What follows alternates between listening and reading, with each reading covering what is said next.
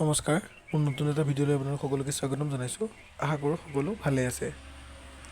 আজি আমি আলোচনা কৰিবলগা বিষয়টো সমজিলাৰ ওপৰত। মুখ্যমন্ত্ৰী মহোদয়ে এটা ঘোষণা কৰিছে, কেইখনমান ডিষ্ট্ৰিক্ট স্পেচিয়েলি সেইখন ডিষ্ট্ৰিক্টত সমজিলা ঘোষণা কৰা হ'ব আৰু এই সমজিলাতে নতুনকৈ কেঞ্চাৰ ইনষ্টিটিউট স্থাপন কৰা হ'ব।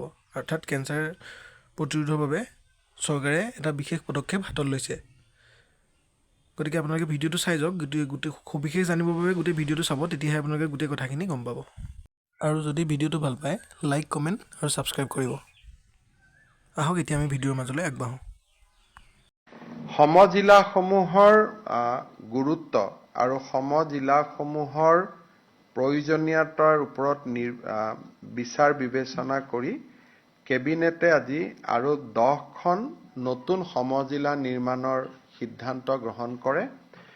ইয়াৰ এখন সমজিলা হ'ব বকো ছয়গাঁও সমষ্টিত, দ্বিতীয়খন সমজিলা হ'ব পলাশবাৰী সমষ্টিত, তৃতীয়খন সমজিলা হ'ব শোণিতপুৰ জিলাৰ বৰচলা সমষ্টিত, শোণিতপুৰ জিলাৰ ৰঙাপাৰাত চতুৰ্থখন সমজিলা হ'ব, তিনিচুকীয়া জিলাৰ মাকুমত সমজিলা হ'ব, তিনিচুকীয়া জিলাৰ ডিগবৈত সমজিলা হ'ব, যোৰহাট জিলাৰ টিয়কত সমজিলা হ'ব, যোৰহাট জিলাৰ মৰিয়নীত সমজিলা হ'ব, কাছাৰ জিলাৰ ধলাইত এখন নতুন সমজিলা হ'ব আৰু গোৱালপাৰাৰ দুধনৈত এখন সমজিলা হ'ব।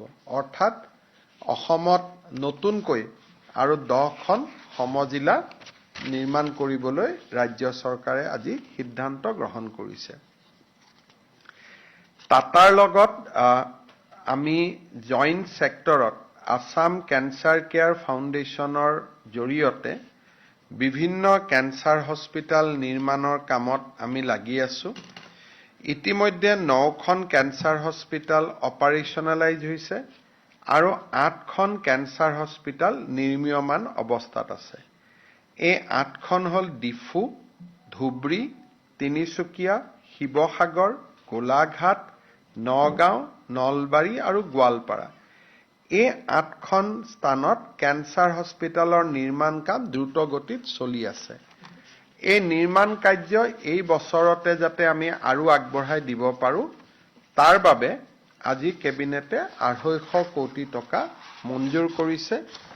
ইতিমধ্যে আমি প্ৰায় 2500 কোটি টকা খৰচ কৰিছোঁ। আজি নতুনকৈ 250 কোটি টকা কেবিনেটে অনুমোদন দিছে। আমাৰ কেইটামান গাখীৰ উৎপাদন কেন্দ্ৰ আমি নিৰ্মাণ কৰিছিলোঁ, বোকাখাত, ডিব্ৰুগড়, যোৰহাট, বজালী। এই 4টা গাখীৰ উৎপাদন কেন্দ্ৰ বিভাগে নিৰ্মাণ কৰিছিল, ভেটেনাৰী ডিপাৰ্টমেণ্টে। আমি এই গোটেইকেইটা গাখীৰ উৎপাদন কেন্দ্ৰ আজি north east dairy and foods লিমিটেডক চলাবৰ কাৰণে আমি অৰ্পণ কৰোঁ। আপোনালোকে জানে যে north east dairy and foods limited হ'ল অসম চৰকাৰ আৰু ভাৰত চৰকাৰৰ এটা যৌথ সংস্থা। এইটো এটা গভৰ্ণমেণ্ট ইনষ্টিটিউট। এটা চৰকাৰী বিভাগৰ পৰা আন এটা বিভাগলৈকে দিয়া হ'ল, যাতে গোটেই কামখিনি খুব সুন্দৰ কৰি পৰিচালনা হ'ব পাৰে।